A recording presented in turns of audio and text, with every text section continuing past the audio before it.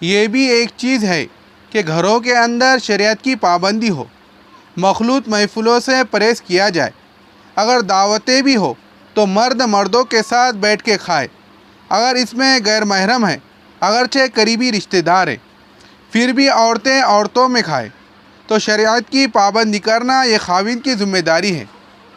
جب خاوند شریعت کے مطابق زندگی گزارے گا تو پھر گھر میں سکون ملے گا۔ ہوتا یہ ہے کہ جب گھر میں شریعت نہیں ہوتی تو بے پردگی کی وجہ سے پھر اعتراضات نکلتے ہیں اور غلط فہمیاں ہوتی ہے، بلکہ شیطان کسی نہ کسی سے کوئی الٹا کام کروا دیتا ہے، اس سے جھگڑے بڑھتے ہیں اور سکون خراب ہو جاتا ہے۔ لہذا عافیت اسی میں ہے، ہم آپس میں طے کر لیں کہ ہم نے شریعت کے مطابق زندگی گزارنی ہے، ہمیں کہیں سکون نہیں ملے گا۔ اگر سکون ملے گا تو گھر میں شریعت کی تابعداری والی زندگی میں سکون ملے گا، دلوں میں رحمتیں ہوں گی، برکتیں ہوں گی۔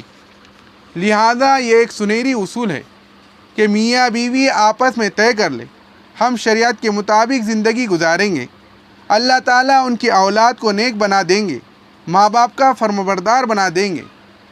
جب ماں باپ اپنے رب کے نافرمان ہوں گے تو بھلا ان کی اولاد ان کی کیسے فرمانبردار بنیں گی۔ حضرت فضل رحمۃ اللہ علیہ تابعین میں سے ایک بزرگ تھے، وہ فرماتے تھے کہ جب بھی اللہ تعالیٰ کا حکم ماننے میں مجھ سے کوئی کوتاہی ہوئی، میں نے اس کا اثر یا اپنی بیوی میں یا اپنی باندی میں یا اپنی سواری کے جانور میں دیکھا، یعنی میں نے اللہ کے حکم کو ماننے میں سستی اور غفلت کی تو جو چیزیں میرے ماتحت تھی انہوں نے میرا حکم ماننے میں کوتاہی کی۔ تو بات ایسی ہے کہ ہم اللہ تعالیٰ کے حکم کی نافرمانی کریں گے تو نتیجے میں اولاد ہمارے نافرمان بن جائیں گے۔ لہذا بہترین گھر وہی ہے جس میں شریعت و سنت کا قانون لاگو ہو اور اس کے مطابق زندگی گزاری جائے۔ 10واں اصول یہ ہے کہ میاں غصے میں آ جائے تو بیوی کو غصے میں نہیں آنا چاہیے، یا کسی وقت بات کرتے ہوئے بیوی غصے میں آ جائے تو خاوند کو غصے میں نہیں آنا چاہیے۔ یہ اصول بنا لے کہ ہم دونوں کبھی بھی ایک وقت میں غصے میں نہیں آئیں گے۔ اول تو غصے میں آنا ہی نہیں چاہیے، اور اگر بالفرض انسان ہونے کے ناطے کوئی غصے میں آ بھی گیا کسی وجہ سے، یا بات کرتے ہوئے اس کی آواز بلند ہو گئی اور چہرے پہ غصے کے آثار ظاہر ہونے لگے، اگر بیوی غصے میں آ گئی تو خاوند کو عقل مندی کرنی چاہیے اور اس وقت جواب میں غصہ نہ کرنا چاہیے۔ اور اگر خاوند غصے میں آ گیا اور بیوی یہ سمجھتی بھی ہے کہ ناحق غصہ کر رہا ہے تو اس وقت خاموش رہے، پھر تھوڑی دیر کے بعد اپنی بات بتا دیں گی تو دیکھیں گی کہ وہی خاوند جو پہلے اتنے غصے میں تھا اب اتنا پیار کرنے والا بن گیا۔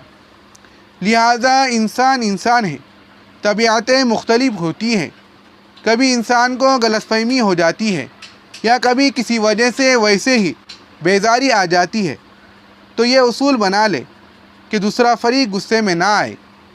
اگر دھاگا دونوں پکڑا ہوا ہے اور دونوں مل کر کھینچیں گے تو پھر تو دھاگا ٹوٹ ہی جائے گا، اگر ایک کھینچے اور دوسرا ڈھیل دے تو پھر دھاگا کبھی نہیں ٹوٹے گا۔ یوں ہی سمجھیے، اگر خاوند غصے میں آ گیا تو بیوی اب دھاگے کو کھلا چھوڑ دے، تھوڑی دیر کے بعد دیکھیں گے کہ خاوند بھی نارمل ہو جائے گا اور آپس کا رشتہ بھی اسی طرح ٹھیک رہے گا۔ اگر بیوی غصے میں آ گئی تو خاوند بھی تھوڑی دیر کے لیے خاموش ہو جائے اور اس وقت غصہ نہ کرے، تو اس کے بعد دیکھیں گا کہ بیوی کا غصہ دور ہو جائے گا۔ بیوی غصہ کرے تو خاوند کو چاہیے کہ اس سے پیار سے بات کرے۔ نبی صلی اللہ علیہ وسلم کی مبارک سنت دیکھ لیجئے۔ ایک مرتبہ کوئی بات تھی جس پر حضرت عائشہ صدیقہ رضی اللہ تعالی عنہا کو غصہ آ گیا۔ نبی صلی اللہ علیہ وسلم نے ان کے کانوں کی لو کو ہاتھ لگا کے تھوڑا سا مسلا، یعنی ان کو ہاتھوں کی انگلیوں میں لیا اور دبایا اور پیار سے فرمایا، اے عائشہ، حالانکہ وہ اس وقت غصے میں ہے۔ نبی صلی اللہ علیہ وسلم نے ان کی کانوں کی لو کو اپنی انگلیوں میں پکڑ کے دبایا۔ یہ محبت تھی، یہ پیار تھا۔ نبی صلی اللہ علیہ وسلم نے پیار سے ایسا کیا اور پھر فرمایا، اے عائشہ، تو اپنے رب کے سامنے استغفار کر اور یہ دعا کر، اللہ میرے غصے کو دور کر دے۔ نبی صلی اللہ علیہ وسلم کی بات سن کر ان کا غصہ اسی وقت ختم ہو گیا۔